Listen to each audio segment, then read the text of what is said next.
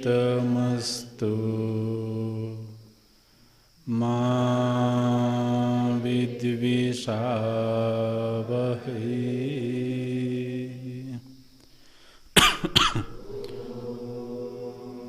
ॐ शान्तिः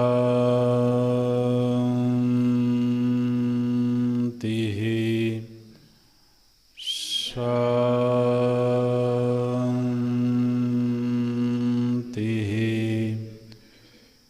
शान्तिः।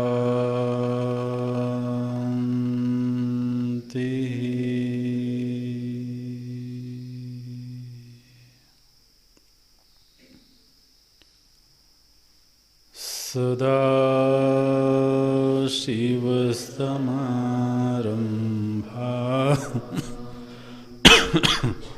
शङ्कराचार्यमध्यमाम्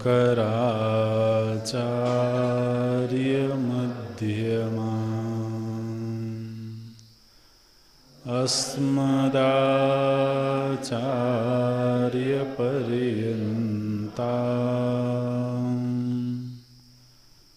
वन्दे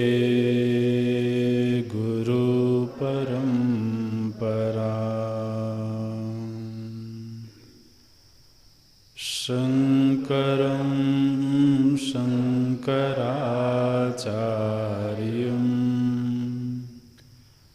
केशवं वादरायणं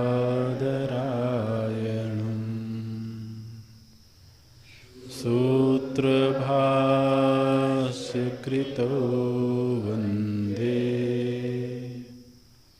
भगवन्तो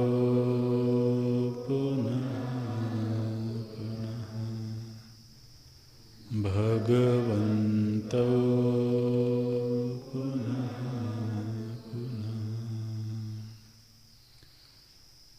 अखण्डं सच्चिदानन्दम् अवाङ्मनसगोचरम्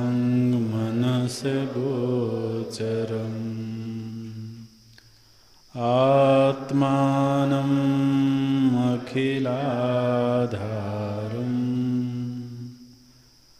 आश्रयेभीष्टसिद्धये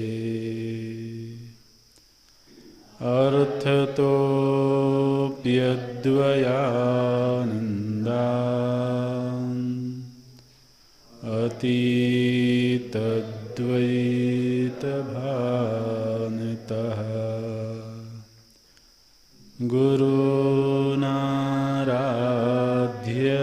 गुरूनाराध्यवेदान्त सारं वक्ष्ये यथामति सारं वक्ष्ये।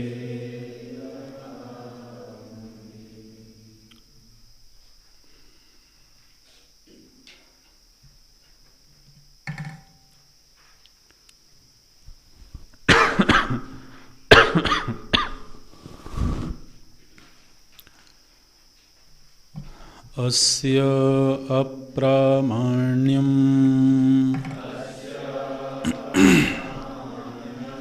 न आशंकनीयं त्रिवृत्कल्पविलक्षणं विवृत्करणश्रुतेः पञ्चीकरणस्य अपि उपलक्षणत्वात्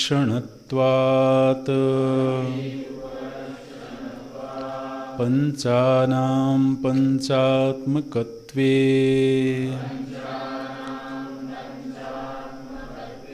समानेपि तेषु च वैशेष्यात् तद्वादस्तद्वादः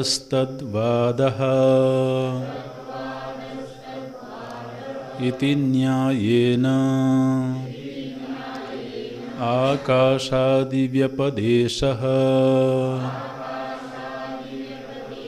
संभवति तदानीम् आकाशेः शब्दोऽभिव्यज्यते वायौ शब्दस्पर्शौ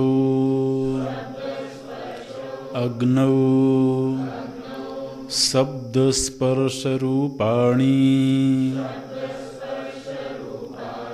अप्सु शब्दस्पर्शरूपरसाः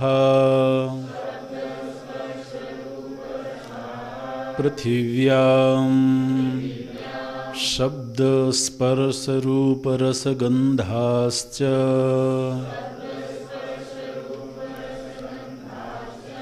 एतेभ्यः पञ्चीकृतेभ्यः भूतेभ्यः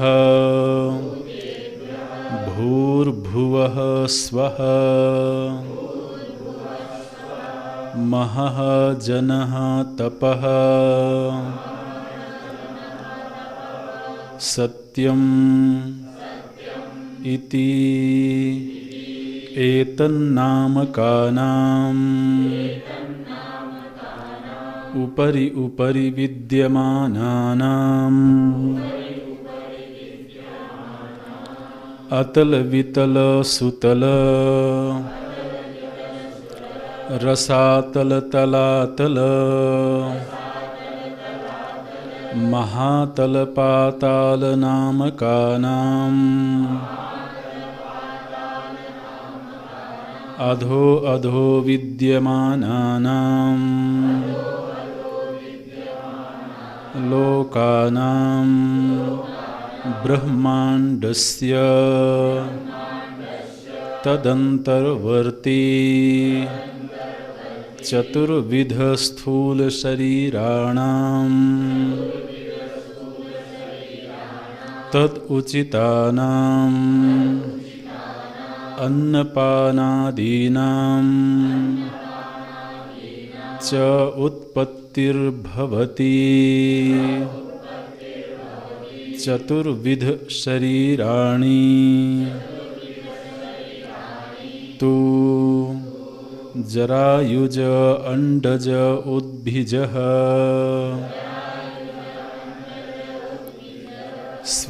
स्वेदजाख्यानि जरायुजानि जरायुभ्यो जातानि मनुष्यपश्वादीनि अंडजानि अंडेभ्यो जातानि पक्षीपन्नगादीनि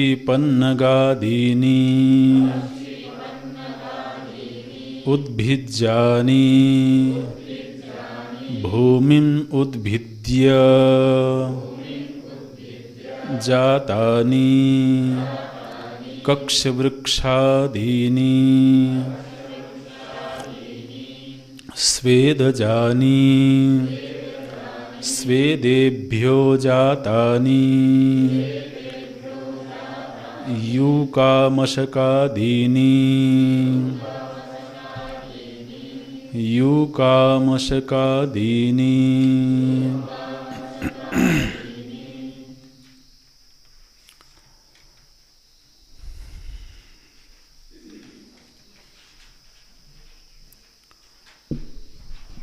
पंच महाभूतों के तामसांश का पंचीकरण हुआ। महाभूतों की यह जो पंचीकरण की प्रक्रिया है, इसको मुख्य रूप से अद्वैत वेदांत दर्शन ने स्वीकार किया है।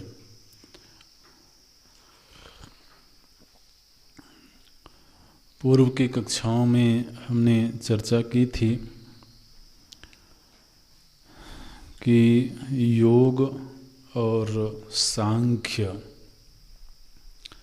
इन दो दर्शनों ने महाभूतों के किसी सूक्ष्म रूप को नहीं माना है।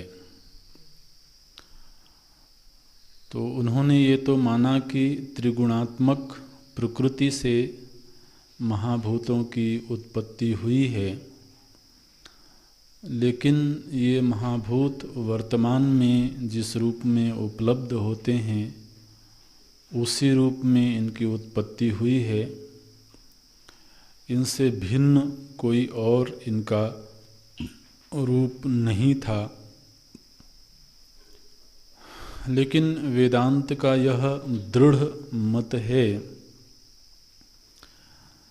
कि हमारे अपने व्यक्तित्व में मुख्य रूप से दो धरातल अनुभव में आते हैं। एक स्थूल शरीर का धरातल है और एक सूक्ष्म शरीर का धरातल है। और चूंकि यह समूचा व्यक्तित्व कार्य रूप है, तो इनका जो भी कारण होगा वह कारण तो कार्य से ही पहचाना जाएगा। तो जो हमारे व्यक्तित्व का सूक्ष्म हिस्सा है, जो सूक्ष्म शरीर है, उसकी उत्पत्ति स्थूल भूतों से संभव नहीं दिखाई देती है। तो अब कारण पर विचार करने से पूर्व हमें यह निर्णय करना होता है कि क्या वास्तव में मेरे व्यक्तित्व के ये आयाम हैं। क्योंकि जब तक कार्य का अच्छी तरह से चिंतन नहीं होगा, तब तक उसके कारण की खोज का कोई बहुत मतलब नहीं है, और शायद खोज होगी भी नहीं। अब जैसे जो विज्ञान है, तो विज्ञान ने हमारे व्यक्तित्व के सूक्ष्म शरीर को नहीं माना। विज्ञान का ये कहना है कि जो इस शरीर में चेतना की अभिव्यक्ति है, वो एक संयोगात्मक इफेक्ट है, एक प्रभाव है। इस स्थूल शरीर से भिन्न कोई चेतन नाम का एलिमेंट, कोई चेतन नाम की सत्ता नहीं है। और इसी तरह से जो इंद्रियां हैं, तो वो इंद्रियों की भी शरीर से भिन्न कोई पृथक सत्ता है, ऐसा नहीं मानते हैं। यहाँ तक कि हमारे पास जो मन है, वह मन भी एक तरह से ब्रेन का एक फंक्शन है। जो स्थूल मस्तिष्क है हमारे शरीर में, उस स्थूल मस्तिष्क की एक क्रिया है, एक फंक्शन है। तो उन्होंने ऐसा नहीं माना कि मस्तिष्क से भिन्न मन नाम की कोई स्वतंत्र वस्तु है, मन की कोई पृथक सत्ता है, ऐसा नहीं मानते हैं। तो अब यदि केवल स्थूल शरीर को ही वस्तु के रूप में माना जाए, तो निश्चित रूप से स्थूल शरीर का जो कारण होगा वो स्थूल प्रपंच होगा, स्थूल महाभूत होंगे। तो लेकिन अगर हम अपने शास्त्रों को देखते हैं, वेदों को देखते हैं, तो उन्होंने कहा कि नहीं, इस स्थूल शरीर से भिन्न एक सूक्ष्म सत्ता भी है, और उस सूक्ष्म शरीर से ही यह स्थूल शरीर क्रियाशील है, स्पंदित होता है। तो अब यदि तो केवल स्थूल शरीर को ही तो मुख्य धातु के रूप में स्वीकार करें, कोई सूक्ष्म जगत नहीं है, कोई सूक्ष्म सत्ता नहीं है, कोई इस शरीर से भिन्न चेतन का अस्तित्व नहीं है, तो फिर निश्चित रूप से इस सिद्धांत को स्वीकार कर लेने के बाद बहुत सारे सिद्धांतों में परिवर्तन हो जाएगा। कैसे परिवर्तन हो जाएगा? तो अब यदि केवल स्थूल शरीर ही मेरा जीवन है, इस स्थूल शरीर के जन्म से पूर्व मेरा कोई अस्तित्व नहीं था, तो निश्चित रूप से इस शरीर के नष्ट हो जाने के साथ ही मेरा अस्तित्व भी समाप्त हो जाता है। तो अब यदि तो ऐसा है, तो फिर पुनर्जन्म की कोई संभावना नहीं है, और फिर लोकांतर की भी कोई संभावना नहीं है, क्योंकि एक शरीर के साथ एक जीवन शुरू हुआ और शरीर के साथ ही वह जीवन समाप्त हो जाएगा।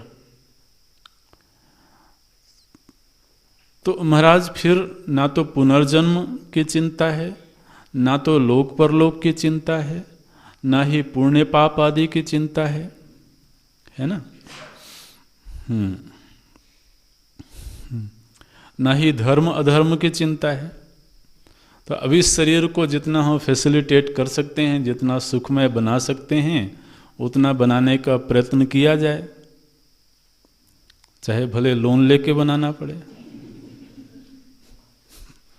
भाई आज तो इतनी सारी सुविधाएं हैं आदमी के पास में, तो अब बुढ़ापे में जाकर के कोई ठीक ठाक घर बने या बुढ़ापे में जाकर के कोई छोटी मोटी कार लें, तो अब उस समय उसके उपभोग के लिए सामर्थ्य ही नहीं है। तो इसलिए जिस दिन प्लेसमेंट होता है उसी दिन अब सब कुछ ले लो, फिर जिंदगी भर चुकाते रहना। तो ये जो सिद्धांत हैं, ये जो मान्यताएं हैं, इन मान्यताओं के मूल में दर्शन क्या है?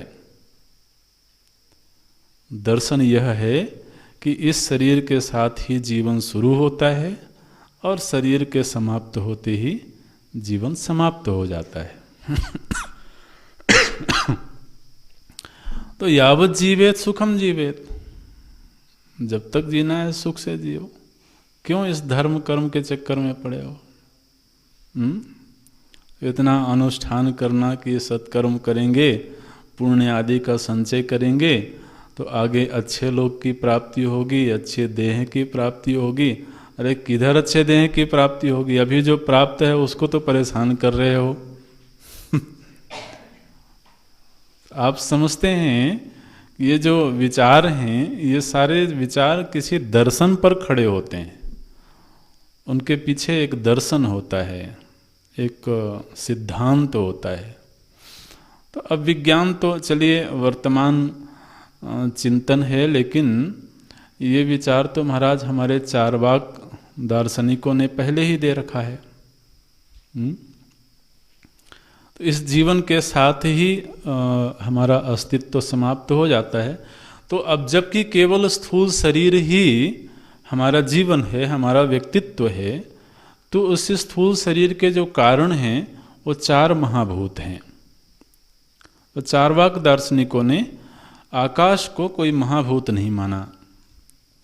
उन्होंने कहा केवल चार महाभूत हैं, वायु, अग्नि, जल और पृथ्वी। इन चारों ही महाभूतों से यह शरीर बना हुआ है, और वो भी महाभूत स्थूल हैं। इस तरह से आकाश को महाभूत इसलिए नहीं माना क्योंकि वो स्पेस देता है, वो जगह देता है, वो इटसेल्फ कोई एलिमेंट नहीं है, ऐसा उनका कहना है। ये विचार केवल थोड़ा हमने इसलिए रखा कि पहले कार्य का निश्चय हो जाए कि कार्य का स्वरूप क्या है। अगर तो हमारी भी ऐसी ही मान्यता है कि मेरा व्यक्तित्व मतलब केवल स्थूल शरीर, तो निश्चित रूप से स्थूल शरीर का जो कारण है वो स्थूल महाभूत ही है। फिर महाभूत के किसी सूक्ष्म स्तर पर विचार करने की कोई आवश्यकता नहीं है। लेकिन यदि कहीं हमें भी ऐसा लगता है कि इस स्थूल शरीर के पीछे एक सूक्ष्म शरीर भी है, तो फिर वह जो सूक्ष्म शरीर है उसका कारण सूक्ष्म ही होना चाहिए। पहली बात तो यह है। दूसरी बात, हमारा यह जो सूक्ष्म शरीर है यह महाभूतों से ही उत्पन्न हुआ है, पहले तय हो। अगर कोई कह दे कि भाई ये 5 महाभूतों से उत्पन्न नहीं हुआ है, तो फिर महाभूतों के विषय में क्यों विचार करना?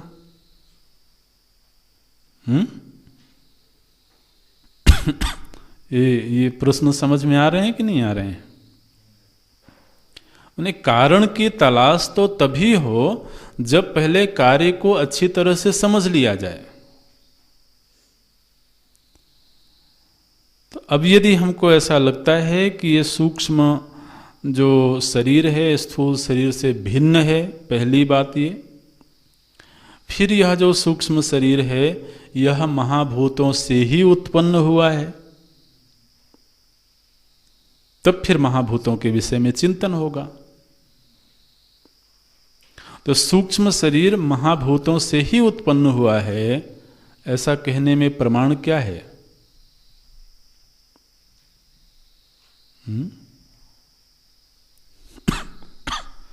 कोई बोल सकता है? अगर हम ये कह दें कि आपके जो ये आँख नाक कान हैं, जो सूक्ष्म शरीर हैं, ज्ञान इंद्रियां हैं, कर्म इंद्रियां हैं, ये आकाश आदि से उत्पन्न नहीं हुई हैं,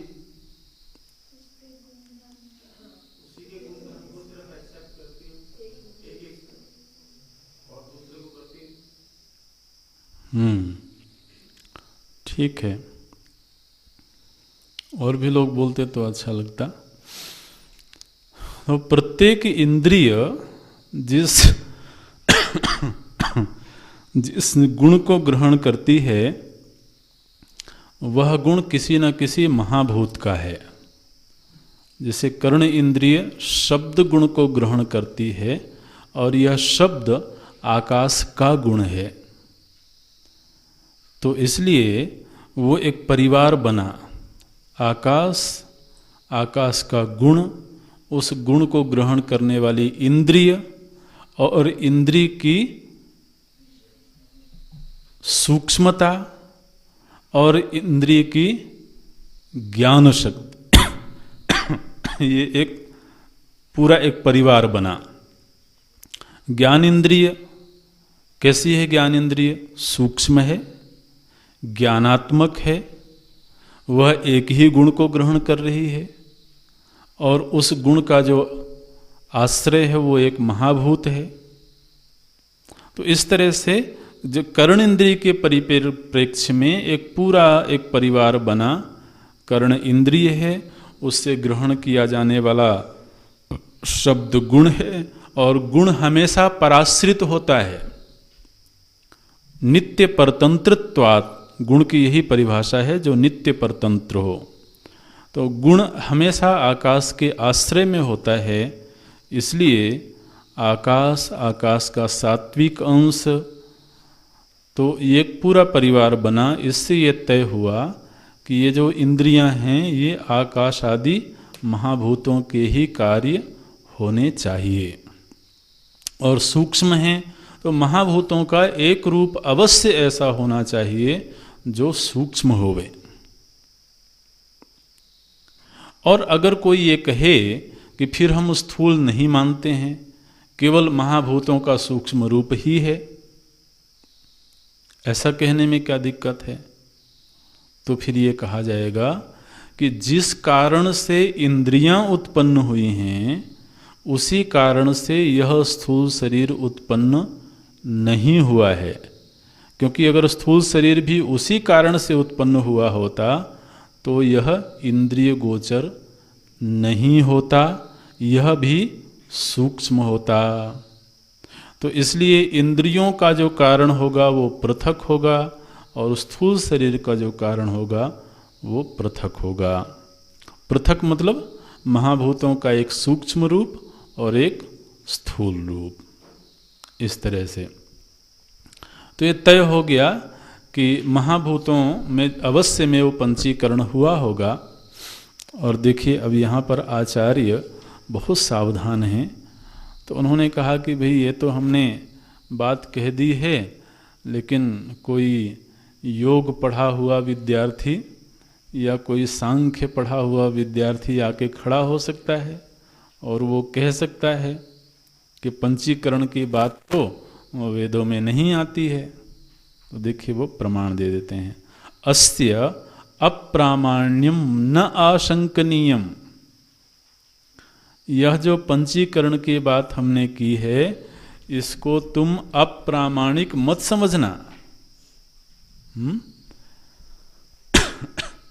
क्यों? अगर हम इसको अप्रामाणिक समझ लें तो?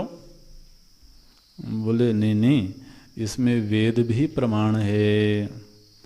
तो त्रिवृत करण श्रुते है। तो पूर्व में चर्चा करी थी हमने, ये छांदोग्य उपनिषद में त्रिवृत करण का प्रसंग आता है। एक ही श्रुति है, छांदोग्य की श्रुति है, जहां पर महाभूतों के त्रिवृत करण का प्रसंग आया। त्रिवृत करण का अर्थ है तीन महाभूतों का आपस में मिश्रण होना। तो वहां पर पांच महाभूतों के मिश्रण की बात नहीं की गई, वहां पर श्रुति माता ने कहा कि तीन महाभूतों का आपस में मिश्रण हुआ।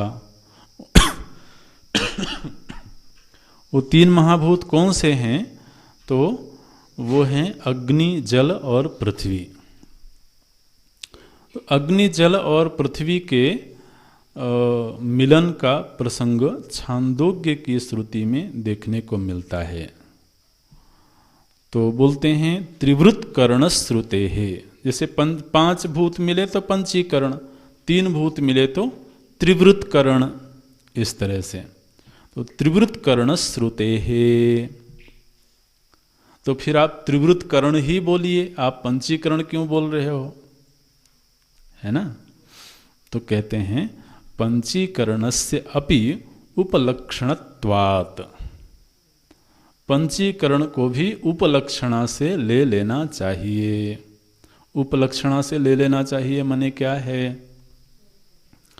तो बोले कि भाई जैसे कोई विद्यार्थी आया तो उसको ये कहा गया, विज्ञापन दिया गया कि वही विद्यार्थी आवे जिसने ग्रेजुएशन किया हो, जो स्नातक किया हो वही विद्यार्थी आवे हमारे पास में। ऐसा मानो कि हमने कहा। तो कोई ग्रेजुएशन किया हुआ विद्यार्थी आया तो किसी दूसरे व्यक्ति ने कहा कि इसने ग्रेजुएशन तो किया है लेकिन 10वीं की पढ़ाई तो नहीं करी,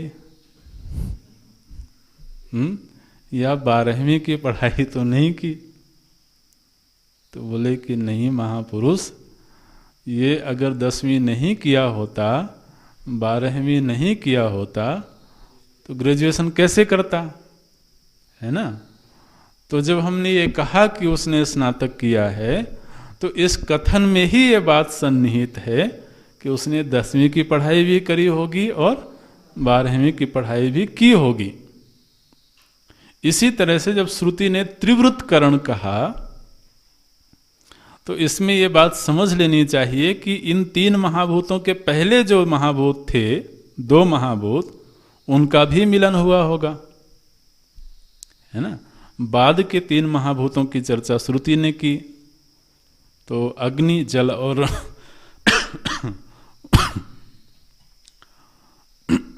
अग्नि, जल और पृथ्वी की।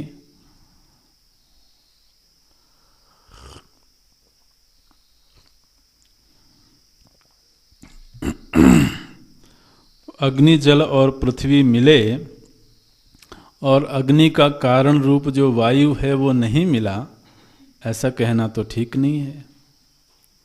तो त्रिवृत्तकरण कहने में पंचीकरण की बात कह दी जाती है। ये बोलते हैं पंचीकरणस्य अपि उपलक्षणत्वात्। पंचीकरण को भी उपलक्षणा से समझ लेना चाहिए।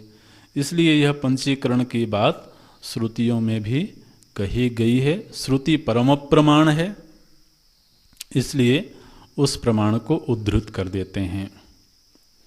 अच्छा, अब एक प्रश्न आया, बोले महाराज, जब आपने कहा कि इन महाभूतों का पंचीकरण हो गया, तो फिर आप अभी ये क्यों कहते हो कि ये पृथ्वी है, ये वायु है, ये अग्नि है, ये जल है, ये आकाश है? आप पृथक पृथक नाम ले रहे हो। अरे भाई, जब पंचीकरण हो गया है, ये पांचों मिल गए हैं, तो अब फिर पृथक पृथक क्यों नाम ले रहे हो?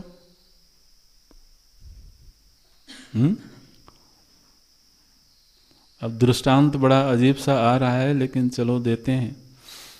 आप डाइनिंग हॉल में जाते हैं, वहाँ बहुत सारी पृथक पृथक चीज़ें हैं। चावल अलग है, दाल अलग है, सब्जी अलग है। तो जब तक वो पृथक पृथक हैं, तब तक तो आप कहते हो ये रहा चावल, ये रही दाल, ये रही सब्जी। लेकिन जब आपने मिला दिया उसको, तब फिर अलग अलग नाम रखते हो क्या? फिर तो केवल भोजन होता है ना? फिर आप अलग अलग नहीं कहते, क्योंकि अब आपने मिला दिया आपस में। तो इसी तरह से महाभूत यदि आपस में मिल गए, तो आपस में मिल जाने के बाद फिर आप अलग अलग क्यों नाम ले रहे हो? ये रही पृथ्वी, ये रहा जल, ये अग्नि, ये वायु, ये आकाश। प्रश्न पकड़ में आ रहा है कि नहीं आ रहा है? आप उत्तर भी दे सकते होंगे।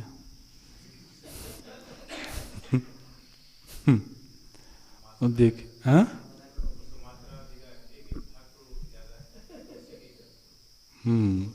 बिल्कुल ठीक है। देखिए उत्तर देते हैं यहाँ पर।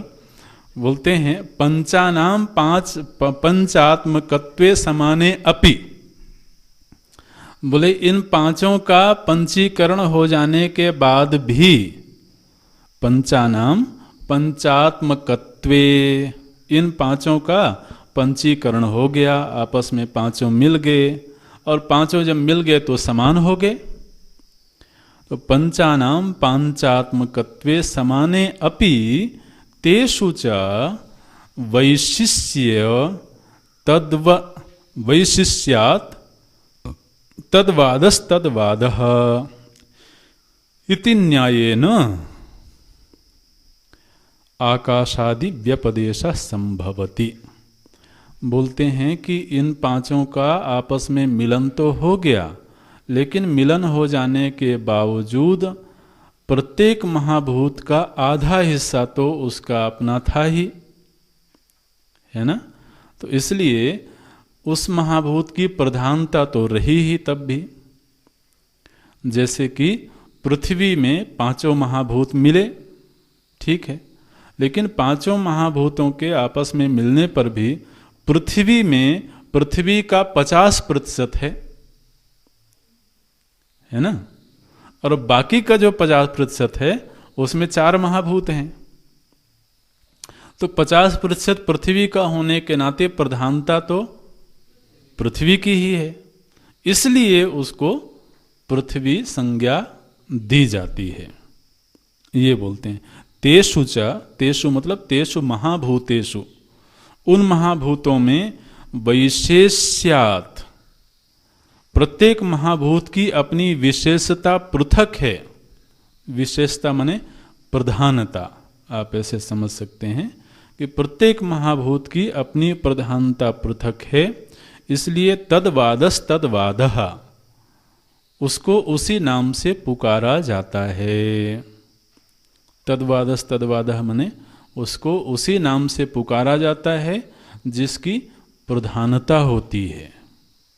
तो पृथ्वी में पृथ्वी की प्रधानता है, वायु में वायु की प्रधानता है, जल में जल की प्रधानता है, अग्नि में अग्नि की प्रधानता है, इसलिए उसको उसी नाम से पुकारा जाता है। वैशेष्यात् तद्वादस्तद्वादः इति न्यायेन आकाशादि व्यपदेश संभवति। आकाश आदि व्यपदेश, व्यपदेश मतलब नामकरण संभव होता है, जिसकी प्रधानता होती है। तो इसको ऐसे भी समझ सकते हैं कि जैसे गंगा जी हैं, तो जो गंगा नदी है, उस गंगा नदी में महाराज बहुत सारी नदियां आकर के मिलती हैं, और विशाल विशाल नदियां मिलती हैं। अब जैसे प्रयागराज में यमुना जी आकर के मिलती हैं, तो यमुना जी की विशालता भी गंगा जी से कोई कम नहीं है। जो जल राशि के आधार पर आप देखें तो हो सकता है कि यमुना जी की जल राशि कुछ ज़्यादा ही हो, लेकिन यमुना जी के मिल जाने के बाद भी नाम क्या रहता है? गंगा जी रहता है। फिर आगे जाकर के सोन मिलती हैं, सरयू जी मिलती हैं, बहुत सारी नदियां मिलती हैं। तो अनेक नदियों के मिलने पर भी गंगा सागर तक नाम गंगा जी ही रहता है। क्यों? वैशेष्यात्, क्योंकि उसमें प्रधानता गंगा जी की है। तो वैशेष्यात्, विशेष होने के कारण, प्रधान होने के कारण, तद्वादस्तद्वादः, उनका जो नाम था पूर्व में, वही नाम बाद में भी कहा जाता है। इति न्यायेन आकाशादि व्यपदेश संभवति, इसलिए इन महाभूतों का वही नाम रह जाता है। और देखिए इसको और स्पष्ट कर देते हैं, पूर्व में हम चर्चा कर चुके हैं। तदानीम आकाशे शब्द अभिव्यज्यते, इसलिए आकाश नाम का जो महाभूत है उसमें केवल शब्द की अभिव्यक्ति हुई। हालांकि मिले पांचों भूत, लेकिन चूंकि आकाश कारण है, इसलिए कार्य रूप जो चार महाभूत थे, उन महाभूतों की गुणों की अभिव्यक्ति नहीं हुई। तो क्या कहते हैं? आकाशे शब्द अभिव्यज्यते, वायु शब्द स्पर्शौ अभिव्यज्यते, ये अभिव्यज्यते शब्द सभी के साथ आप लगा सकते हैं। अग्नौ शब्द स्पर्श रूपाणि अभिव्यज्यते,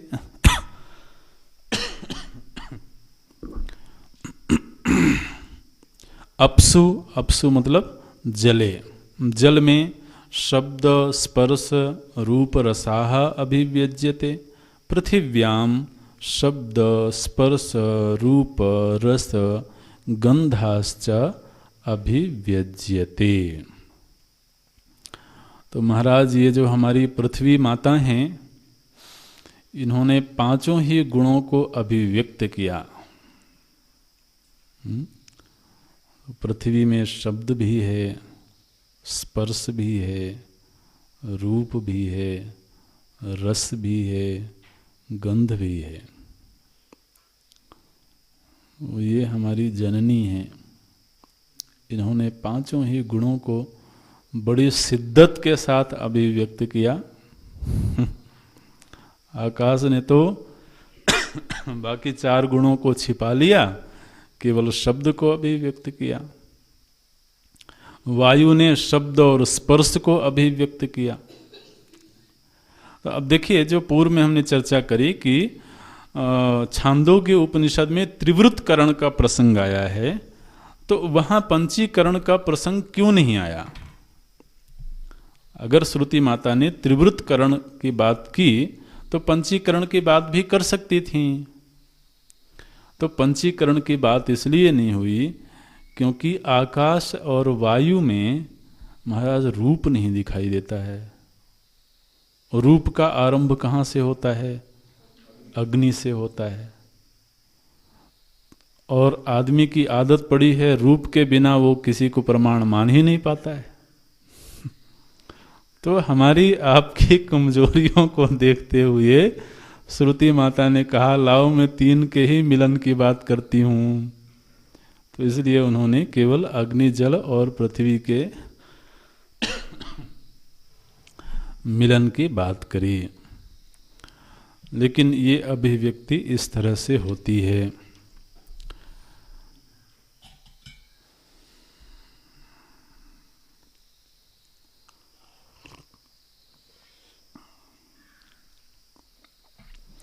अब यह जो पंचीकरण हुआ तो आप समझिए कि 5 महाभूत एक रॉ मटेरियल के रूप में तैयार हो गए, मिट्टी तैयार हो गई। अभी जो 5 महाभूतों का मिलन हो गया, अब इनसे चित्र विचित्र सृष्टि का निर्माण होना है। विविध तरह की सृष्टि बनेगी। ये जितना कुछ भी प्रपंच हो रहा है ये कौन कर रहा है? ये महाराज हमारे और आपके कर्म कर रहे हैं।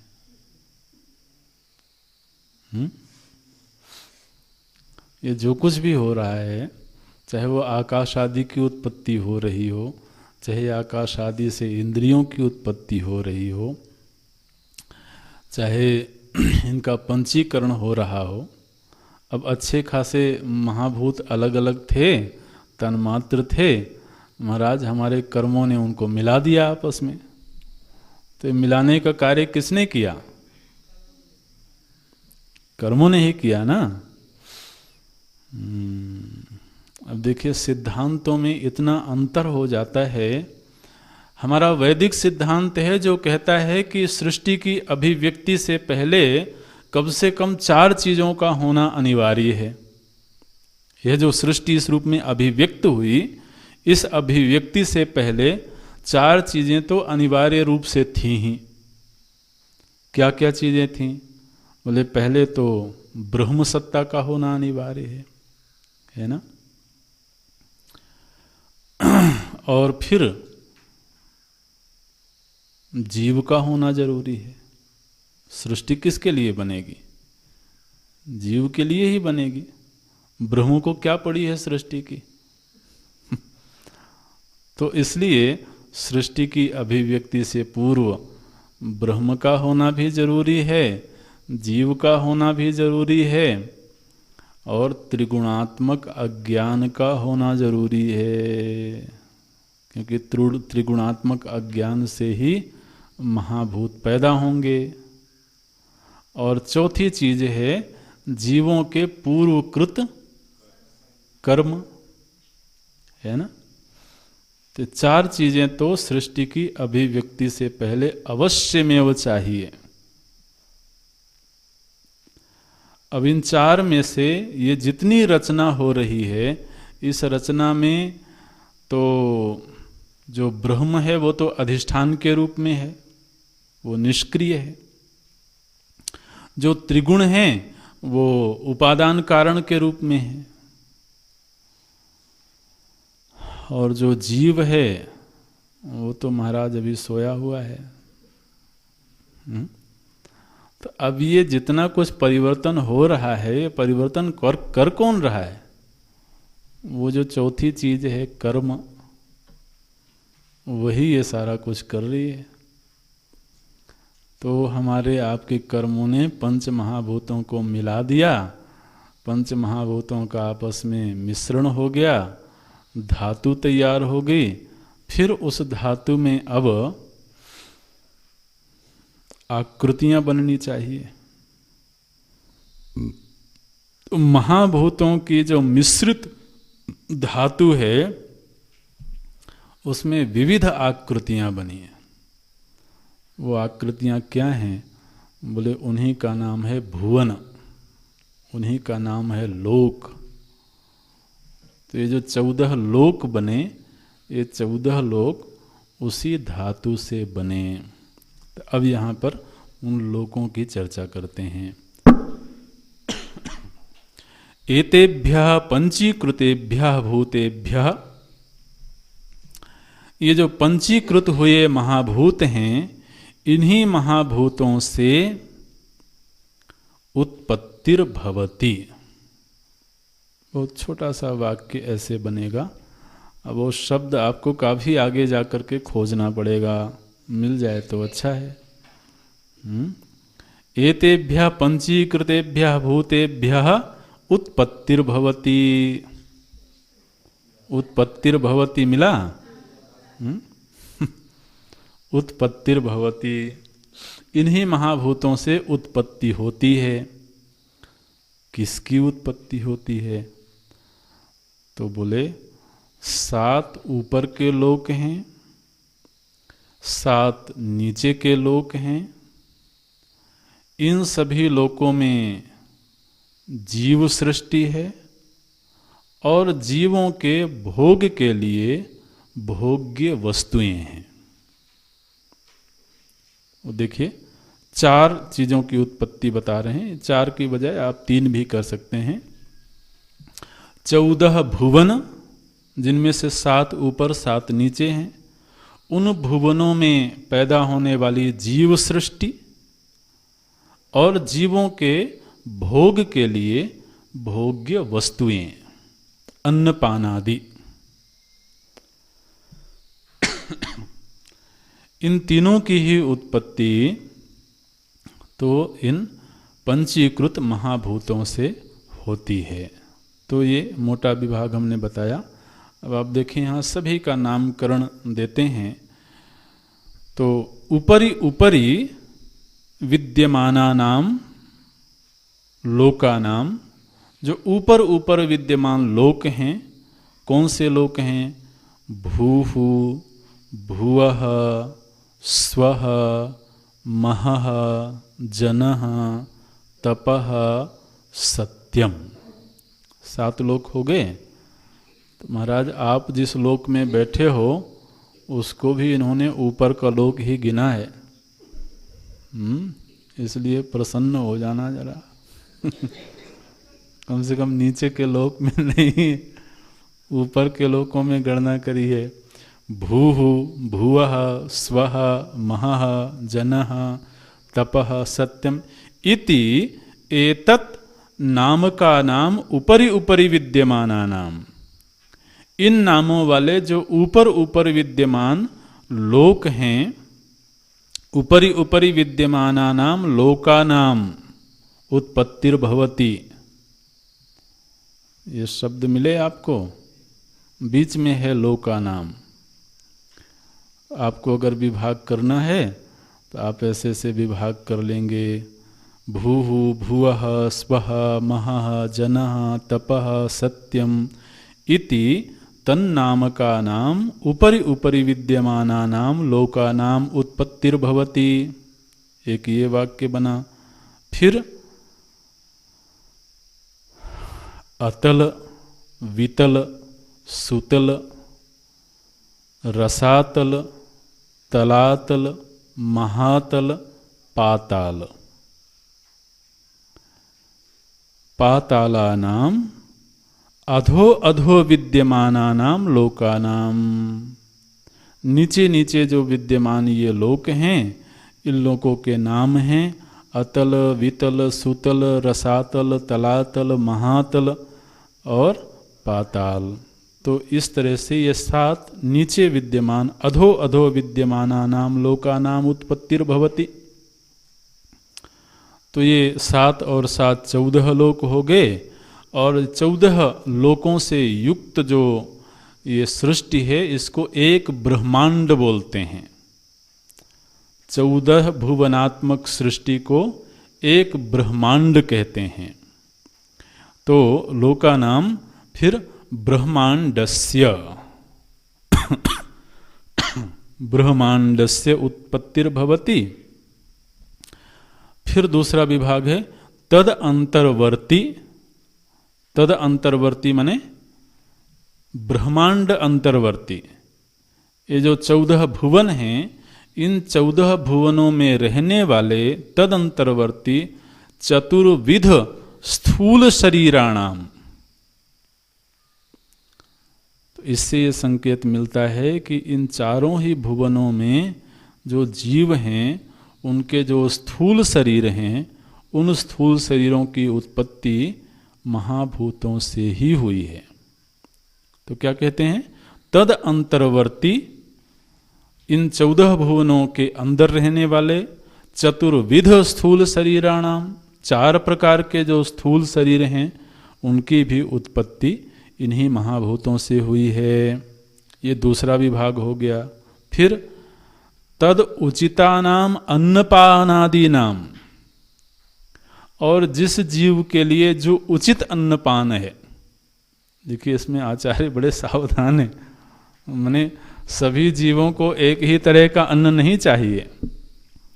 तो जिस जीव के लिए जो उचित अन्नपान आदि है, तो तद उचित अन्नपान आदि नाम च उत्पत्तिर्भवति। महाराज पूरे ब्रह्मांड को तो इन्होंने समेट लिया इस वाक्य में। पंचीकृत महाभूत से क्या क्या उत्पन्न हुआ, तो बोलते हैं पहले तो भोग के लिए स्थान बना। ये 14 भुवन क्या हैं, ये हमारे आपके घर हैं, ठीक है। जितने प्रकार के प्राणी इस ब्रह्मांड में हैं, इस सृष्टि में हैं, इन सभी प्राणियों के लिए 14 प्रकार के घर बने महाराज। ये 14 घर हैं, 14 ठिकाने हैं। अच्छा, तो घर बन गया। फिर घर में रहने के लिए घर आदमी भी होना चाहिए। तो फिर घर में रहने वाले बने, उनके स्थूल शरीर बने। अब स्थूल शरीरों की सामर्थ्य सबकी अलग अलग होगी। भूलोक में जो स्थूल शरीर हैं उनकी सामर्थ्य अलग है, भुवः लोक में जो शरीर होंगे उनकी सामर्थ्य अलग होगी, है ना। फिर भूः भुवः स्वः महा जनः तपः सत्यम, तो सत्य लोक पर्यंत जितने लोक हैं उनमें जो स्थूल शरीर बने हैं उन सभी स्थूल शरीरों की सामर्थ्य पृथक पृथक होगी, लेकिन वो सारे के सारे स्थूल बने पंच महाभूतों से ही हैं। ये बात यहाँ पर आचार्य ने स्पष्ट कर दिया। इसी तरह से जो नीचे के लोक हैं उन लोकों में भी जो जीव होंगे उनके स्थूल शरीरों की सामर्थ्य भी भिन्न भिन्न होगी, लेकिन वो शरीर महाभूतों से ही बने हुए होंगे। तो भोग योग्य स्थान बन गया, भोगायतन बन गया। शरीर का क्या नामकरण किया गया था, भोगायतन। और लोक भोग योग्य स्थान, भोग योग्य स्थान हो गया, भोगायतन बन गया। और महाराज उसके पास खाने के लिए कुछ ना हो तो मैंने भोग के लिए भोग्य सामग्री भी तो होनी चाहिए। तो जिस जीव के लिए जैसी भोग्य सामग्री उचित थी तदनुसार उसको भोग सामग्री की प्राप्ति हो गई। वो भोग सामग्री किससे बनी, वह भी उन्हीं महाभूतों से बनी। तो महाराज भोगने वाला शरीर भी और भोगे जाने वाली वस्तुएं भी दोनों ही किससे बने हुए हैं, महाभूत से ही बने हुए हैं। और महाभूतों में पृथ्वी की प्रधानता है। हाँ, पता नहीं आपका ध्यान गया कि नहीं गया, लेकिन फिर पृथ्वी का मतलब केवल ये धरती नहीं है। हाँ, पृथ्वी का अर्थ भूलोक नहीं होगा फिर, क्योंकि पृथ्वी रूप महाभूत से बाकी लोग भी तो बने होंगे ना। अगर 14 भुवन बने हैं और 14 भुवन इन पंच महाभूतों से बने हैं, तो उन पंच महाभूतों में पृथ्वी भी तो है, और प्रधान रूप से पृथ्वी ही है स्थूल की दृष्टि से देखें। तो फिर दूसरे लोकों में भी जो स्थूलत्व है वो तो पृथ्वी की वजह से ही है। इसलिए यह जो पृथ्वी आप बोलते हैं, इस पृथ्वी का अर्थ केवल भूलोक नहीं कर सकते, क्योंकि पृथ्वी किसी लोक का नाम नहीं है। पृथ्वी एक महाभूत का नाम है। लोक में और महाभूत में अंतर समझ में आ रहा है ना? तो भूलोक अलग है और पृथ्वी नामक महाभूत अलग है। पृथ्वी नाम के महाभूत से सत्यलोक भी बना है और पृथ्वी नाम के महाभूत से पाताल लोक भी बना है। ऐसे, और पृथ्वी से ही हमारा शरीर बना है और पृथ्वी से ही इस शरीर के द्वारा जो अन्न पान आदि ग्रहण कर रहे हैं आनंद मंगल से, वो भी पृथ्वी से ही बना है। पृथ्वी माने मिट्टी। चलो ज्यादा नहीं बोलते हैं, आप परेशान हो। तो मिट्टी के द्वारा ही मिट्टी का दिक्कत हो रही बोलने में। अरे भैया, रूप ही तो बदला हुआ है और क्या है? रूप बदल गया है, रस बदल गया है, गुणधर्म थोड़े बदले हुए हैं, लेकिन धातु तो नहीं बदली है। धातु तो वही है। 5 ही महाभूत मिलकर के धातु बनी हैं। जिस धातु से लोक बना है, उसी धातु से हमारे शरीर बने हैं और इस शरीर के द्वारा भोगी जाने वाली वस्तुएं बनी हैं। इसलिए वेद भगवान ने कह दिया महाराज कि इस सृष्टि में सभी एक दूसरे के अन्न हैं। कोई किसी का अन्न है, कोई किसी का अन्न है, इस तरह से। तो जब हम गेहूं या धान की फसल लहलहाते हुए देखते हैं तो मन खुश हो जाता है। क्यों खुश हो जाता है? ये हमारा अन्न है।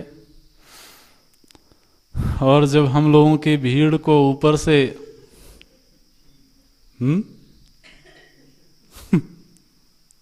गीध देखते होंगे तो उनके मन में क्या ख्याल आता होगा?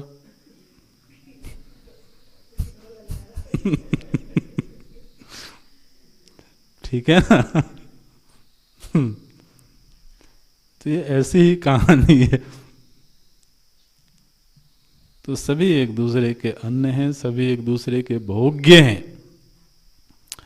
और चलिए आप घी दादे के बाद छोड़ दें, तो यहाँ पर भी महाराज, यहाँ जो व्यक्ति है, यहाँ जो प्राणी जगत है, प्राणी जगत भी एक दूसरे का भोग्य है।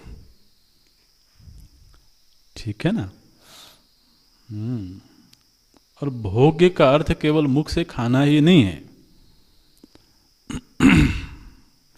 इस तरह से भोग्य योग्य वस्तुएं, भोग्य स्थान और भोगायतन, इन तीनों का निर्माण इन 5 महाभूतों से हो गया। अब बीच में एक बात कही गई थी कि 14 भुवनों में 4 तरह के प्राणी उत्पन्न हुए, 4 तरह के तो शरीर उत्पन्न हुए। तो 4 तरह के शरीर कौन से हैं, तो उसका विवरण कर देते हैं। बोले चतुर्विध शरीराणि तु, ये 4 प्रकार के जो शरीर हैं वो शरीर कौन से हैं? बोले जरायुज, अंडज, उद्भिज और स्वेदज। तो इससे ये भी ध्यान देना कि ये 4 प्रकार के प्राणी सभी भुवनों में होते हैं, केवल भूलोक में ही होते हैं ऐसी बात नहीं है।